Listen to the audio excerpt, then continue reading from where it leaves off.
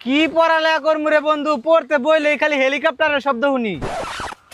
তোর যে কালকাতে পরীক্ষা এনো খারে আড্ডা মারতাছস, মনে করুন ডর ভয় আছে নি? এই ডরে তো কিছু করতেও পারতাছি না, বই পড়তেও পারতাছি না, কেমনে যে কালকা পরীক্ষা দিমু। হে কি করে ডর ভয় তো আমি কিছু দেখি না। আগে পরীক্ষার হলে গিয়া প্রশ্নটা রিল্যাক্সে পড়বি, মনে কর একদম আরামসে, দরকার হলে 3 ঘন্টা বাইন্দা পড়বি। তা 3 ঘন্টা বাইন্দা আমি যদি প্রশ্নই পড়ি তাহলে আমি লেখমু কোন সময়? লেহার কোনো দরকার নাই, আগে ভালো মতো পড়বি। তুই যদি প্রশ্নই না বুঝস লিখবি কি?